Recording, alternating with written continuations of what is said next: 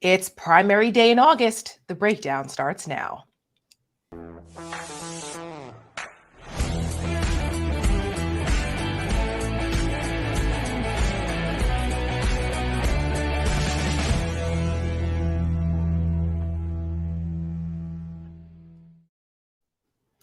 Good evening and welcome to the breakdown. I'm Tara Setmayer. The Rick Wilson is back. The band is back together on this indeed primary Tuesday in August.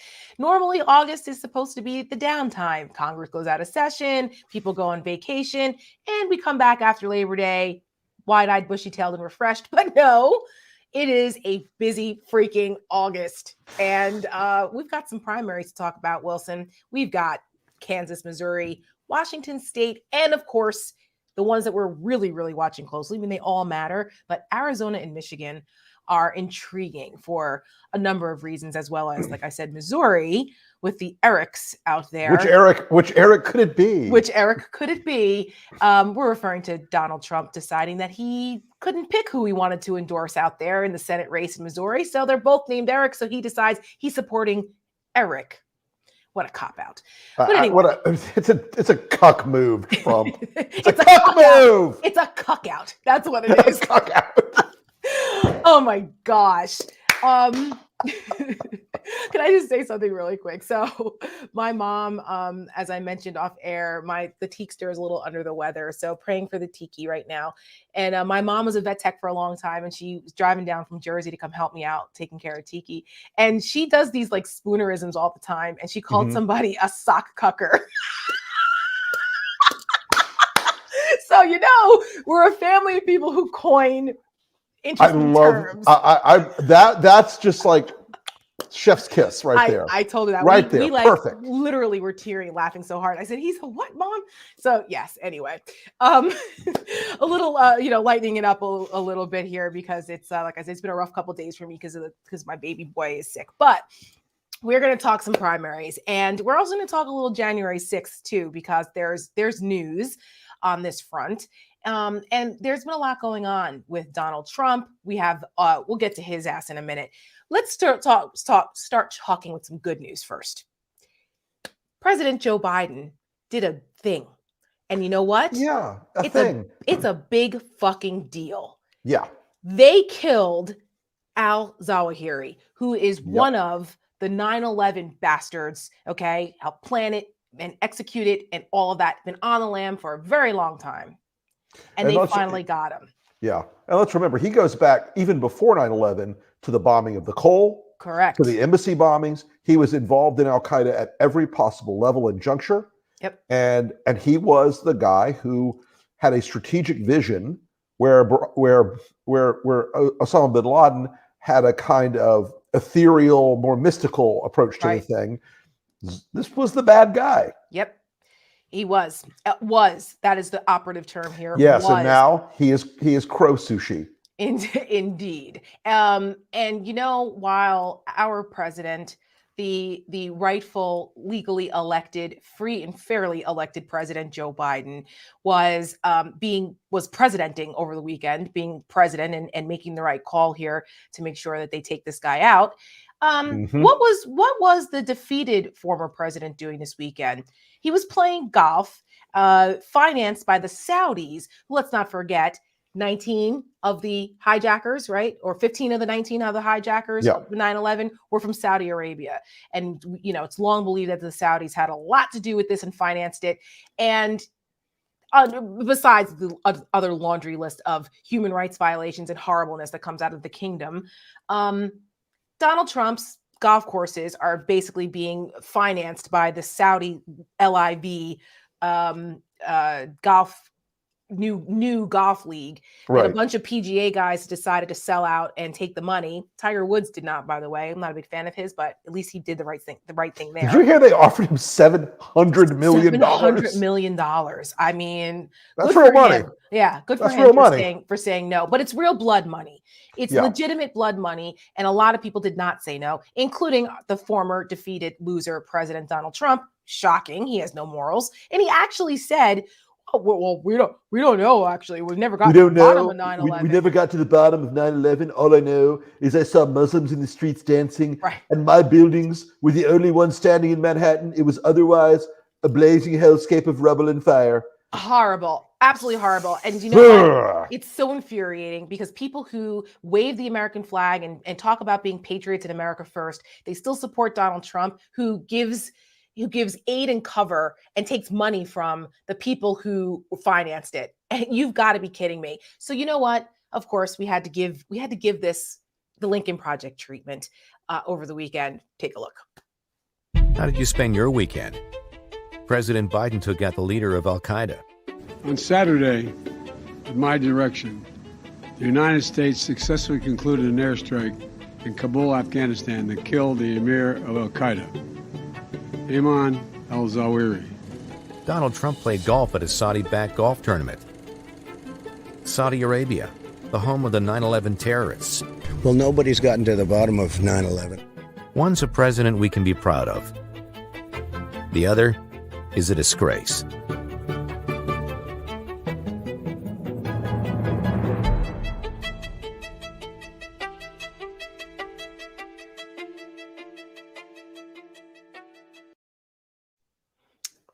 You know, one thing about this whole situation, Tara, is if you contrast the way that Donald Trump spoke about killing the head of ISIS, and Joe Biden discussed killing Zawahiri, and frankly that Barack Obama discussed getting bin Laden, Right. there was a certain degree of dignity in both of their presentations. And then Donald Trump's, it was this meandering thing about buildings and bombs and dogs and shooting.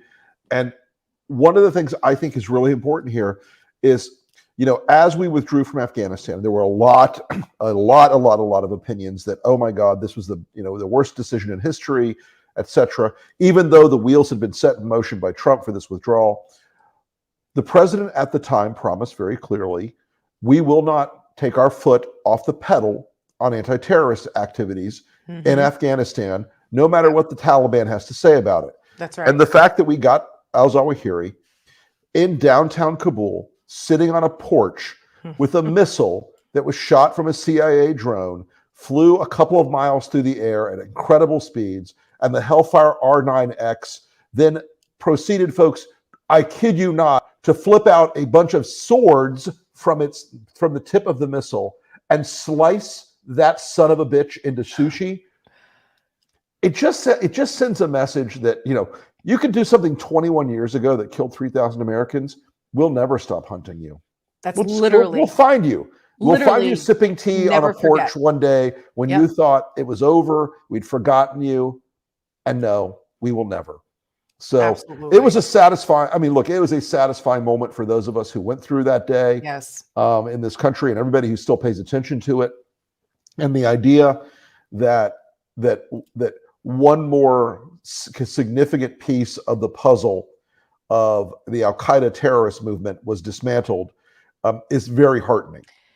Yes. And as we speak, I know you and I both have had strong feelings about this. We both talked about it on cable news a couple days ago as it was unfolding.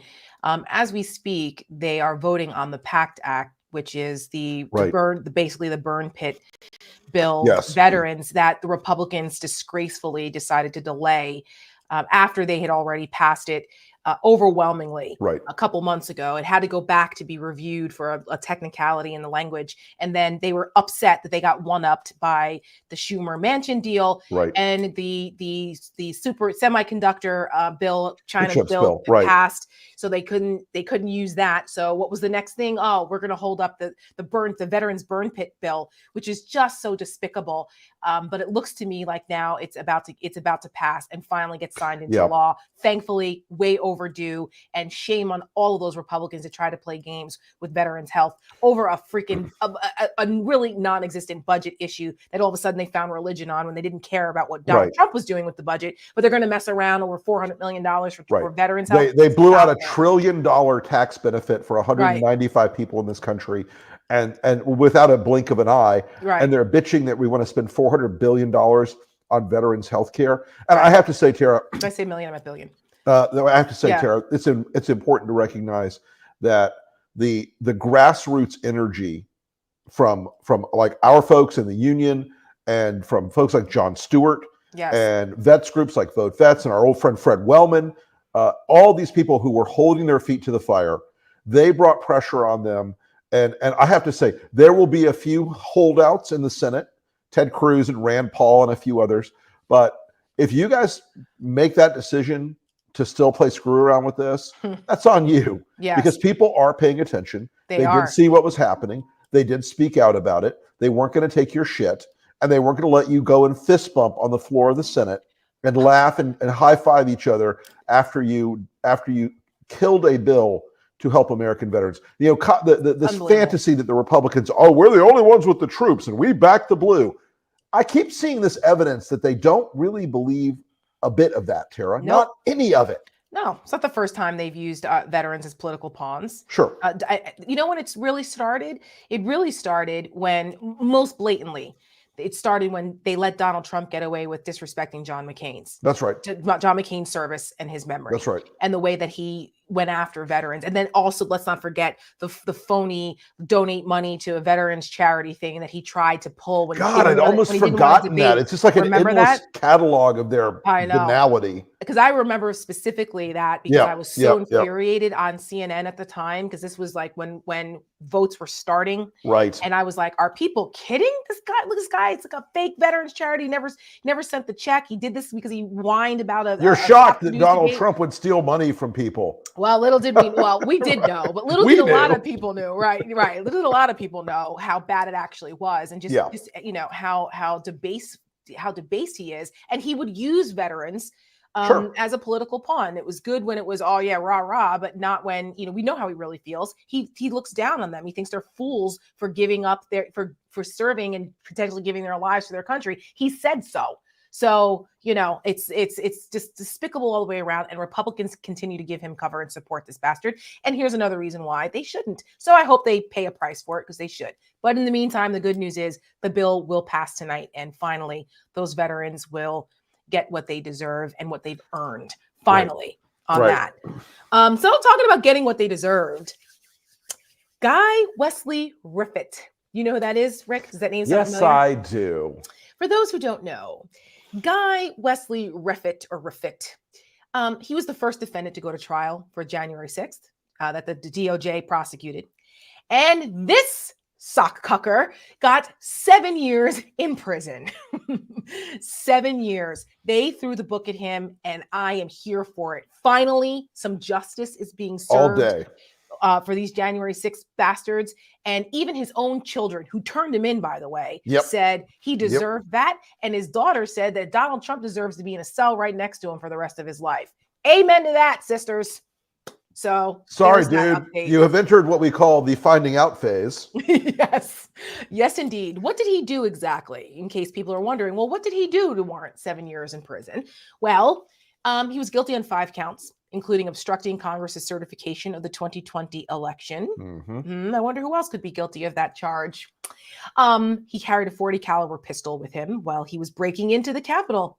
So far, this is the longest sentence we've seen so far for Capitol riot insurrectionists, and I hope more is coming on that front.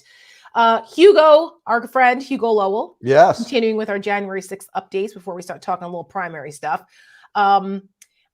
Hugo, who I've had on the show when you were out, Rick. Right. Hugo was here, and we talked during the hearings and just killing it. He's 23 years old. The guy is a fireball. He's a fireball. This guy. Writes for The Guardian. He is our go-to source on January 6th updates and news. You know, there's still stuff going on here with the Secret Service missing texts. And now it goes beyond. Not only have some of these Secret Service guys had to retain their own private counsel, DHS, right? We found out since you and I were together last that DHS high-ranking officials missing texts and stuff. Where did that go? Chad Wolf and Ken Cuccinelli? Who could have seen that coming? right, exactly. The same watchdog, right? The Inspector General. Every single cabinet department has their own Inspector General. They're basically the watchdogs that look at, you know, when things go wrong, they need to be investigated. The Inspector General, who's supposed to be independent, looks into these things and investigates. And then they decide, they refer whether it should be prosecuted or not, or whatever. Well, this guy, Kafari, who was a Trump appointee, he apparently knew a lot earlier that the Secret Service texts were missing and then made a decision not to retrieve them. You know what? We're actually not going to try to retrieve these texts. Never mind, guys. Right. What? What? I got to tell you, if this guy doesn't get prosecuted, if this guy does not get prosecuted, if the DOJ doesn't drag his ass out by the feet, I do not know what country I live in. Yeah, I don't understand this because it's not just him. It's the we've deputy talked about too. this before. It's like we've talked about this before. Watergate at this point was amateur shit compared to this. Yes. Watergate was a trivial, like back of the envelope mini sort of conspiracy by a bunch of not too bright guys. Right. No, it was like breaking into the teacher's lounge. This thing, right? It's like, did you steal that change out of the bowl? Right. Compared to this shit, you got to be kidding me. I mean, this is now obstruction at the bare minimum. Seems like it. There are a whole bunch of federal records laws. There are a whole bunch of questions here that these people are going to end up having to answer. And guys, I know you thought you were being cute. It does not work that way. No. And you know what else they thought? They thought they were going to get pardons. So that's why a lot of these guys, let's let you know the latest story. So we have that, right? And then since we have come on air just the last hour and a half or so, right? Maggie Haberman, I think, or CNN, somebody broke the story. Maggie broke it. Was it Maggie? That the DOD now, top officials at the Department of Defense over at the Pentagon, where Kash Patel and those other flunkies were assigned toward the latter part of the Trump administration to be Trump lackeys and do exactly what they did. Their stuff went missing. We don't know where it is. I have a prediction on what we're going to find if we ever get those back. It's like, I'm sure we're going to see like, hey, holy shit, they're invading the Capitol. We need to activate the National Guard and send help. And Kash Patel was like, no. Yeah, no, we don't. Yep, nope, no, we're not. And Trump's other pet DOD stooges. That's right. To my mind, we are seeing, and there were questions that day, and I remember you and I were talking about it that night on air about why did it take so long? Yes. And I promise you, those messages at the Pentagon were as relevant as the ones at DHS in terms of the response to the Capitol invasion. If not more. May well have been more. Absolutely. You're absolutely right. It could have been even more significant because we are in a situation at this point where the Department of Defense is one of the last lines of defense that they could have called on. The Capitol Police were maxed out. DCPD was maxed out. Right. There weren't more people. I mean, they were trying to pull in folks, any law enforcement they could find. From Maryland. Maryland was willing to send people. Like it was in Virginia. It was crazy. And the only force that could have put that down or prevented it, more importantly, was the National Guard. Yeah. And, we still haven't fully gotten to the bottom of why they weren't all in place in anticipation of, given all the intelligence prior to the day. And I suspect that we will. And I also suspect, like you do, that this is not a coincidence that in the Department of Homeland Security and now the DOD, that all these communications went missing around, this time. Right.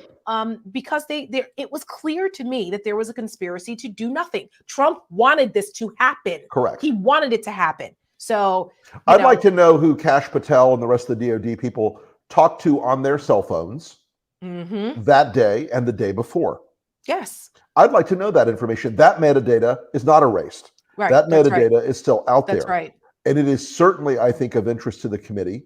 And I would love to know if any of them spoke to any of the members of the war room that was at the Willard, or if any of them spoke to Mark Meadows, who is increasingly missing in action, and increasingly also a person that may have had a larger role in plotting and planning this conspiracy than we have been led to believe. But yes, let's not forget that Cassidy Hutchinson, who was Meadows' right hand, is now cooperating with the Department of Justice's investigation into all of this shit. So shit's getting real for Mr. Meadows and some of those other folks, which is why I think you're seeing more and more people come forward and cooperate not only with the DOJ but with the January 6th committee, because they're going, holy shit.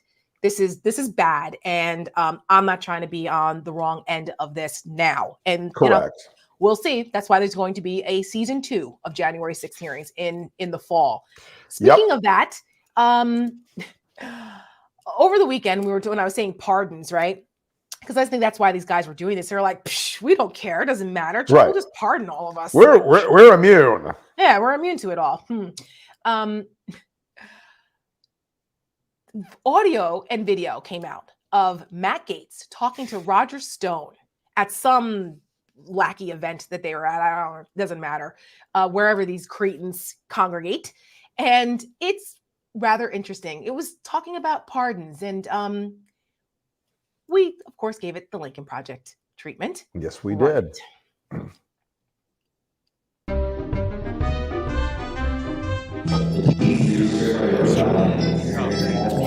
Yeah, no. Well, on the trial, I still think you don't think. Well, we shall see. I won't fold, that you can bet. They already tried that. Huh? Yeah, and the boss still has a very favorable. He sends that message from time to time. So he knows. It would have been easy to make this go away, but I couldn't live with myself. I'll go down hard though. I'll fight it right to the bitter end. Yeah, but I don't think we're going to go down at all. Well, we'll see. We're 3 weeks from trial. Yeah.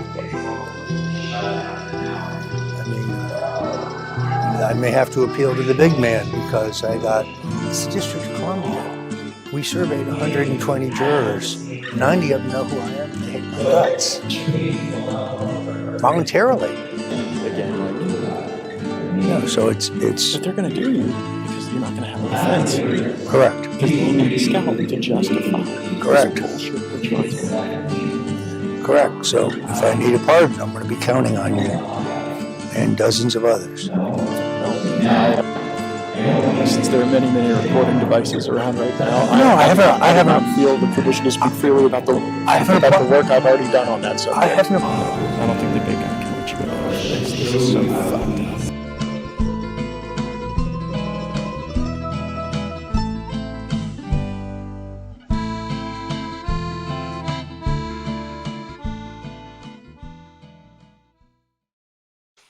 What idiots. What I mean, but just the corruption, I just can't. We all know, Tara, Roger Stone got pardoned, by the way. Yeah, this is a group of people who, aside from being like an ad for monkeypox vaccine, listening to them talk is just so cringe. It's so terrible. It's so low rent. Yep. The big man speaks highly of you. Ugh. Come on. I mean, you couldn't script this. You couldn't. This is like C movie. It's like it's like it's like one of those movies from the Philippines where they take an American script and they remake the movie completely. Right. It's like The Crime Father instead of The Godfather, and it's just so goddamn awful. It's so like icky. I'm like, stop talking. You guys sound like amateurs. But it's real. The thing is, this like really happened. This isn't made up. We didn't make this up. This isn't some horrible C-list movie from the Philippines. It's real. It's real. I wish it wasn't, but it is. What else is real, Rick? Speaking of primary states that are of interest to us is Arizona. And indeed, with Blood Boy Blake Masters. Yes, Blake Masters, this freaking guy. So, you have Blake Masters, you have this Carrie Lake out there. They're all a bunch of election denier, QAnon, kook wackadoodles. But they're the ones that are, vying for very important offices in the state of Arizona, which will be a swing state in 2024. And we all know what happened in Arizona, how close it was. And then we have the recounts and you have the cyber ninjas debauchery out there that were nonsense, which turned out to show after all of that, they found out that Biden actually got more votes and that was just a mess. But we also now found out from the New York Times that at the time when you had Trump's people, his lawyers trying to put pressure on the officials in Arizona with this fake electors scheme, that you had Kelly Ward, who was chairman of the Arizona Republicans at the time, and Kelly Townsend, who was a state senator. Both were concerned. They literally wrote it down. They thought it might appear treasonous to try to move forward with this fake electors thing. They typed this in an email And one of Trump's lawyers typed it in an email to another a bunch of Trump lawyers who were trying to finagle this crazy fake elector scheme. Treasonous is the word. These people all knew that this shit was illegal. They knew it. They knew it. And they had like their spidey sense went off and said, you know, this might be kind of illegal or treasonous. And Kelly Ward, even after expressing that, she ended up going along with this whole thing because she was, you know, trying to come up here and thought that she was going to be in with the next new administration, I guess. I don't know what she was thinking. She signed off on this. The other one, Kelly Townsend, did not. She had enough sense not to. But they're all being subpoenaed. They want to, you know, get talked to about this. This is crazy. I'm telling you, Rick, the fake elector scheme is going to take a lot of people down because there's there's so much evidence here of that it was against the law and they knew it. There's mens rea here. And folks, you may not remember this name, but the story broke this morning that Jan Brewer, who ran in the Tea Party, the peak of the Tea Party era in 2012. And she was at the time very, very, very much on the ragged edge of the Tea Party. Even she's like, whoa, these people are crazy. You have to stop this. This election fraud stuff is crazy. If someone like Jan Brewer says you're too crazy, you're too crazy. Yes. And now these two crazies and others are running for multiple offices in the state of Arizona on the Republican side and could win. And it could win in a general election. Arizona is a purple state. So I implore our folks out there in Arizona, please, please, please make sure you do not vote for these people, that you get out there and vote against them and make sure none of these kooks and crazies ever. Yeah, y'all have the cyber ninjas out there. You start from way behind. You need to catch up. Right. Please. Cyber ninjas. Please. Y'all did the right thing in 2020. Let's do the right thing in 2022 so that 2024 doesn't turn into a nightmare. So that's Arizona. Then we've got Michigan. So there's a bunch of crazies up there too. And there, you know, you had this guy that was part of January 6th. He thinks that it was, you know, the greatest thing ever. Right. Him and what's the Dixon, right? The Tudor Dixon, the other Republican vying for governor. And Michigan has had a whole lot of problems before we even got to this point with, you know, not being able to be on the ballot and all. There was some kind of conspiracy there with that. It's been a mess in Michigan and the Republican side. Yes. And now they were fighting for like a year to get Trump's endorsement. And then the January 6th guy who thought that he was carrying Trump's water on this ended up not getting the endorsement. He lost out to the better looking, more telegenic other Trumper. I am so shocked to discover that Donald Trump would make a superficial decision based on a woman's looks. I am shocked to discover this. I mean, you know. Who knew that judge of human character would be swayed by the hot girl in the campaign? Come on, man. And you know what? But Michigan has like over 50 people who are election deniers running for state offices throughout the whole state. So we talking directly to the Michiganders. Please make sure you're paying attention to who's running in your home state down ballot. Yes. Local elections have never been more important, folks. They have never been more important. So make sure you keep these election deniers out of office in Michigan. We're counting on you because it came this close. Even though Biden won Michigan overwhelmingly, like 110,000 votes or something, it wasn't close. Right. But it came down to one Republican voter on the state board of elections who bravely did the right thing. One guy. Did we interview that guy? I don't think we ever got him. I think we tried to. Yeah, and I think he was just like over it, and he was getting threats to his life and everything. I'm gonna hide out now. I'm moving to Kraplakistan and never answering my phone again. I know, and he has this like long name that I never remember, and I forget. Yeah, and I apologize for that. It's like Vander something, and I forget because I'm sorry because he deserves to be named because he did the right thing. But that's how close it came in Michigan, folks. Let's not forget that. So that's those two states. And this, just one last thing about this Blake Masters asshole out there in Arizona. Have you seen this incredibly offensive, terrible rap video that he put out in college? Tara, I have a rule. I have a rule about rapping. Now, I actually enjoy rap music. I do. But I'm not a rapper. Right. And And Unless you're Eminem. I say that even though I'm a pretty good lyricist. Yes. I can improvise things. Write. I'm a pretty good lyricist. It's about delivery. I'm not a rapper. Right. But no one is less of a rapper than Blake Masters. This guy. I mean, this is again, MC Cringe is his fucking rap name. It's terrifyingly bad. Cringe but is an understatement. Here we are. Yeah, and not only did he do this ridiculous, you can Google it, that he has on this offensive like war paint. Stick to fascism, Masters. Yeah, since he does seem to have a Nazi obsession and is a like a Holocaust denier or something to that effect. But he has this horrible war paint on and like brags about it and just like it is so cringe. And this is a guy that's legitimately running for office, has a chance at winning anything in a state. Terrible. It's absolutely terrible. Right now he's the favorite. I know. And even though he is on this very fringy edge of the ultra MAGA craziness, and even though some people think maybe he was possibly Peter Thiel's blood boy, and even though he looks like a guy who's a failed snuff film producer, I mean, it's just like he's probably going to win, and he's going to be one of the most dangerous candidates in the field this year. Which is just I got you. I know.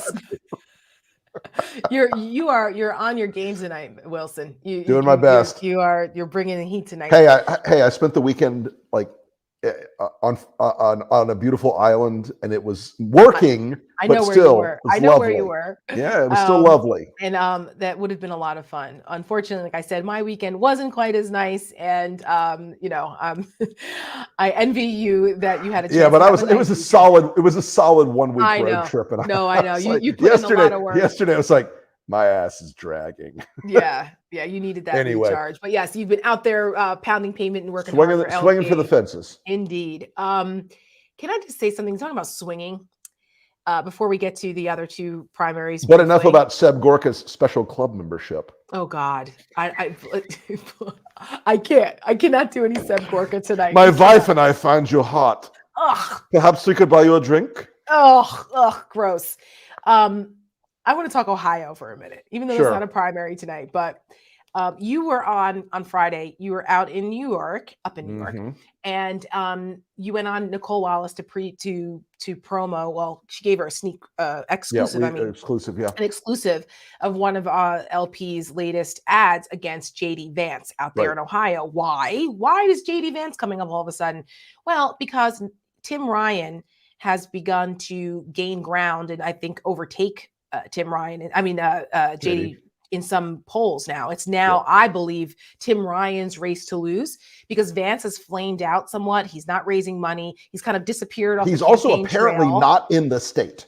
Right. Which no one understands. He's never really been in the state, and he's just a carpetbagger for the most part. We all know this. He can't stand the people of Ohio, and I don't think he ever thought he was ever going to win the primary.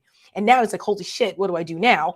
But this guy, more and more video is coming out because he likes to hear himself talk. And he actually came out and pretty much was saying that he doesn't care if women stay in abusive, violent marriages because, we have to it's better for the institution of marriage if they stay in a violent or abusive marriage. Which is insane in 2022. What are we talking about here? Tara, I make a lot. I riff a lot. I have a lot of fun. We both have a lot of fun on this show.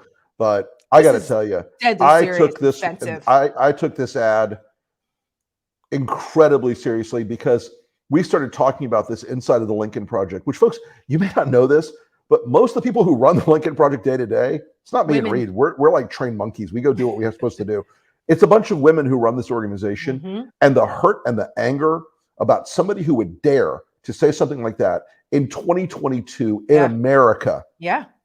It was so acute, and the ad came out of a really genuine anger at this guy, and it was not something that JD Vance was able to laugh off because apparently he had a very rough weekend over this, as he should have. And I know you don't like to humble brag about these things, but this ad had a huge impact in Ohio, where Tim Ryan's folks seem to now be taking the lead, where we have blazed the trail for them, and they're Happy to kick in the door. Y'all come after us. I mean, that's what we do here at the Lincoln Project. Kick in the door, cause trouble. That's why we us in. exist. Give people a permission structure Yep. to hit the bullies back. So I want to take a minute so that we can show everyone the ad and what you guys did and against JD. Take a look.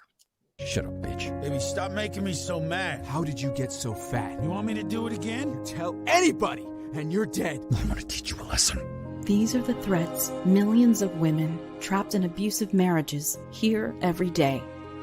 Women are beaten, injured, and too many are killed by their husbands, who use violence to control them. Now, JD Vance says women in abusive marriages should not divorce their abusers. My grandparents had an incredibly chaotic marriage in a lot of ways, but they never got divorced. That they should just endure the violence. It's not that JD Vance doesn't understand what happens to American women in violent relationships. These marriages were fundamentally, they were maybe even violent, but certainly they were unhappy. It's that he just doesn't give a damn.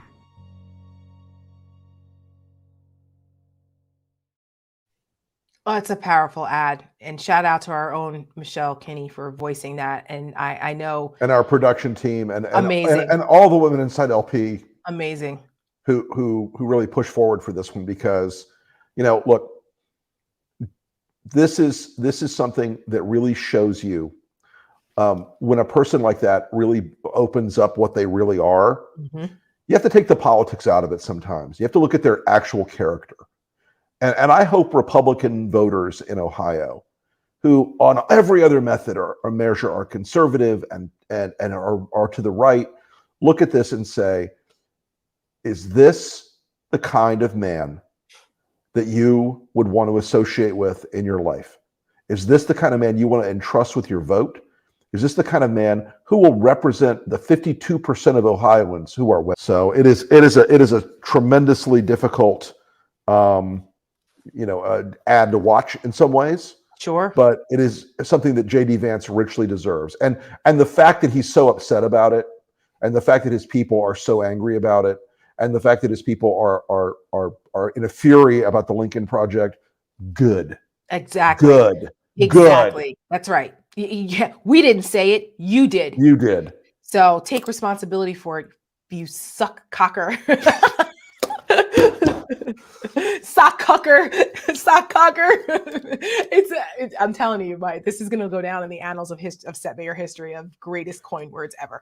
So a friend of mine tried to outdo me. He just texted me, JD Vance looks like the lube administrator in a German sex club. Oh my God. Rick Wilson is back, folks. Rick Wilson is back. The lube administrator. Well, who may have had that job prior, who's now running for Senate, who left in disgrace the first time he held office in Missouri, is Eric Greitens, actually. Oh, God. Let's talk about that. Talking about somebody else who doesn't respect women and who is an abuser and who is someone unfit for office. Yes, a person with an actual legally proven record of abusing women. Correct. And I actually read the Missouri investigation. Mm-hmm. I read a lot of it, actually, yep. Of the testimony of one of the women, the hairdresser that he assaulted and I don't even want to get into the disgusting things that he did, basically tying her up and taking pictures of her naked and threatening her. He would release those photos if she told anyone about their sexual trysts there that she didn't really want to do. Both married, by the way. It was just horrible what he did. And apparently he didn't only do it to her, he did it to a number of other women. And his own wife, ex-wife, I believe, came out and said how he abused her. So this guy's a piece of shit. And he's a disgrace to the military, where it's scary to think that this guy was a Navy SEAL. And he's running for Senate now. He had to resign in disgrace because of that scandal in Missouri when he was governor. Now he's back because you can do no wrong. Doesn't matter how horrible you are in the era of Trump and the Republican Party. You're still a viable candidate for office, apparently. And Donald Trump, as we said at the top of the hour, he decided that, there are most people who were saying, listen, you can't endorse Eric Greitens. Okay. This guy is terrible. And if you do that, there's a chance for Democrats to win this seat back in Missouri, because Josh Hawley knocked out Claire McCaskill. And so Hawley and a bunch of others, like they don't want Greitens. Even RNC chair Ronna McDaniel, they're like, yeah, please, not Greitens. But guess who does want Eric Greitens? Kimberly Duckface Guilfoyle, who the best is yet to come. Yes. The broke man's Evita over there. She was lobbying on behalf of Greitens. She put out this video where, I mean, I don't know what happened to her. She used to be a pretty girl. She's ruined herself. But it's just absurd. And guess what? Donald Trump decided he's going to endorse Eric. Since they're both named Eric, the reporting is that he's like, are their names spelled the same? Because if they're not, this won't work. A total stunt, cop out. And it's left everyone going, what? Now, I don't know. Eric Greitens right now is in third place, I believe, but still, this is a mess. Come on, Missouri, get it together. A shit show. It's a total shit show. It is a white hot shit show. It is. And so, keeping an eye on Missouri out there, because their other senator is another piece of work, that Hawley of him. Hauling ass Hawley. You have Washington State with Jamie Herrera Butler and Dan Newhouse. They were 2 of 10 Republicans who voted to impeach Trump. And they're in the fight for their lives as well out there. Right.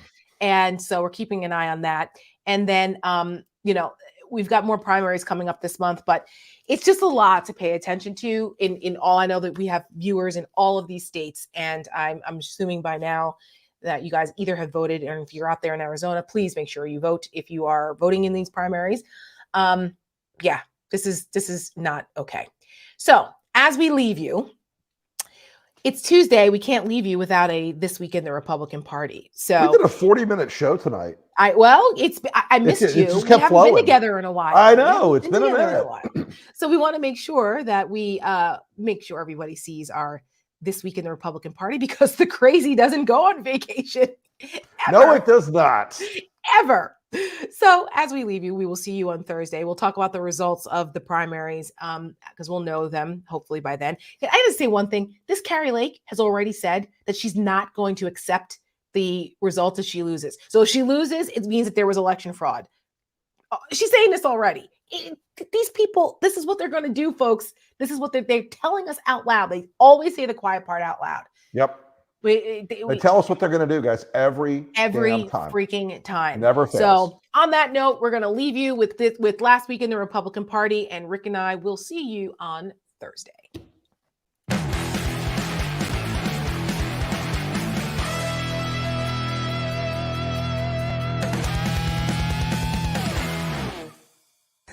You can't make this stuff up anymore. You legitimately cannot make it up anymore. Well, everybody got to buy in. Don't you think everybody got to buy in? If everybody don't buy in, what do we do with it? The people that work in this building, the overwhelming majority of them, I'd say probably 90%, are absolutely asinine and idiots. So they should go reread their history before they start comparing Joe Biden to Ronald Reagan. I think that's a little sacrilegious, actually. I think you're on trial, though, right? For not having... No, the corporate media is on trial, and so is the rigged judiciary here. But you literally today are on trial. All conservatives are comfortable knowing that they do not have to be ashamed to be white. So please be mentally ill. Right. Please don't know your gender. Please be 500 pounds. Please dye your hair blue. Yes. It is. God gave us oil to burn for energy. Why do you think God made oil? God made oil and put oil here. Just like he put cows here, just like he put apples here. God gave us oil to burn for energy. And then it's onward to take on the socialist rat. I don't know, rat. Let's just call her that. Katie Hobbs. Wow. So there's a song I want to play. It's No. That's not it. You know, the Supreme Court of Heaven already decertified the 2020 election. Watch out, Katie. I'm coming for you. Well, nobody's gotten to the bottom of 9/11, unfortunately. Somebody called me Trump, a female version of Trump, a little softer around the edges, and I take that as the highest compliment. Trump rally alert. Have you RSVP'd for Trump's rally in Wisconsin? No, I live in Arizona, actually. You know, here in America, we have gourmet treats for puppies. We have these amazing groomers for dogs. Well, in Venezuela, they eat the dogs. Trump alert now. President Trump needs your support. And I will tell you something right now. I thank God for AR-15s.